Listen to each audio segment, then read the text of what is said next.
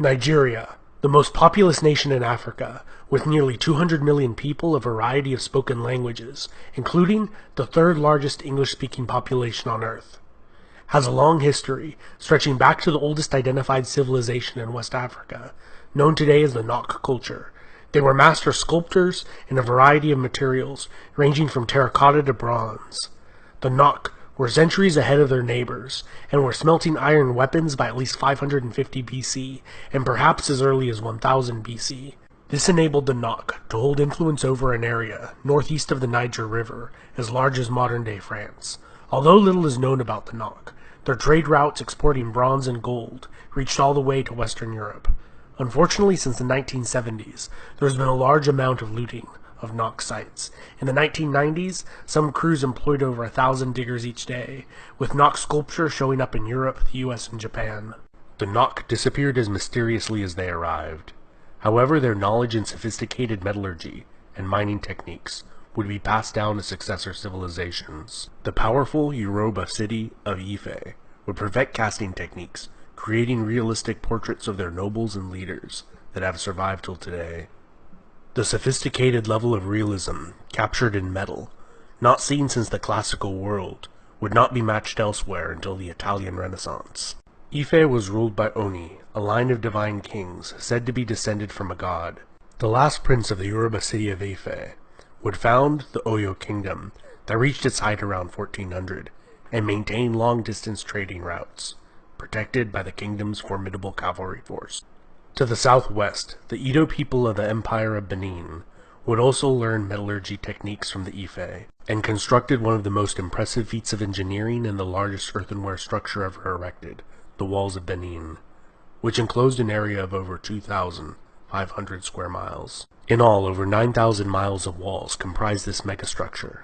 Combined with their formidable military, it is no wonder why the Kingdom of Benin was incredibly stable and prosperous over such a long period of time. To the north of Edo, according to legend, was a kingdom ruled over by a line of female queens, one of whom married an adventuring hero from Baghdad in modern-day Iraq. Their sons would rule over a collection of powerful city-states. Over the centuries, Hausaland would unite for short periods of time. However, squabbling and intrigue was the norm. Throughout this period, they maintained amicable relations with the Mali Empire, their economic competitor to the northwest, where many Islamic clerics migrated from to join the courts of the Islamic urban elite of the Hausa kingdoms. The Igbo kingdom of Nri was ruled by a priest king, and expanded its territory through sending converts to spread their faith in surrounding cities and towns. The kingdom reached its furthest extent between 11 and 1400. Encroached upon by the rise of Benin, and later the Atlantic slave trade, it appears to have maintained its authority well into the 16th century, and remnants of the religious hierarchy persisted until the establishment of colonial Nigeria. Jukun and Igala were two other formidable kingdoms that arose in the 14th century, and by the 16th, Igala was waging war on the Kingdom of Benin, challenging their long-time supremacy in commercial trade in the region, and with the arrival of the Portuguese became involved in the inception of the transatlantic slave trade. From the 1500s through 1800s, many of the kingdoms in this region became extremely wealthy through the trade in precious metals and slaves. However, as the abolishment of the slave trade became widespread throughout the Western world, their fortunes began to stagnate. In 1804, the Sokoto Caliphate would conquer and unite the Hausa kingdoms. At its height, the Caliphate linked over 30 different emirates and was populated by over 10 million people, forming the most powerful state in the region. In his conquest, it captured approximately 2.5 million non-Muslim slaves, whom they put to work in large plantations and heavily incentivized to convert to a more comfortable life. In 1851, under the pretext of ending the slave trade in the Kingdom of Lagos, the British bombarded the city and installed a ruler they favored. 10 years later, they annexed the city in 1861, establishing the crown colony of Lagos. Lagos has been a prosperous commercial center ever since. The Royal Niger Company was established in 1879 to administer the region, and by 1900 had conquered all of southern Nigeria, destroying much of the fabled walls of Benin. The company was disestablished that same year.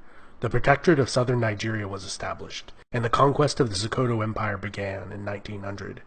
and by 1903, all of modern-day Nigeria was under British control. The colony and protectorate of Nigeria lasted for 46 years, and was governed through a system called indirect rule, where regional emirs and local rulers were given wide authority as long as the colonial government was allowed to conduct its business and gather taxation. In 1960, the First Republic of Nigeria obtained its independence from the British Empire, which was weakened after fighting the Second World War. In 1967, the Republic of Biafra was declared in the southeast of Nigeria, fueled by the persecution of the Igbo living in northern Nigeria, and control over the lucrative oil production in the Niger Delta played a major role in fueling this conflict that saw over 150,000 soldiers killed and millions displaced.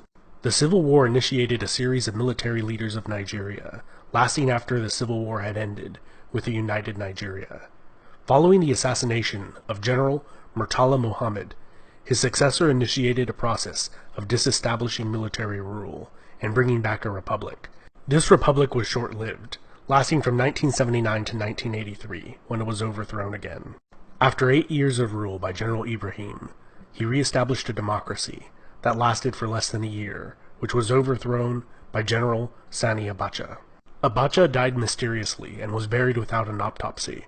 His successor again re-established a democracy that has lasted till the current day. This has been Epimetheus, and I hope you enjoyed that overview of Nigerian history.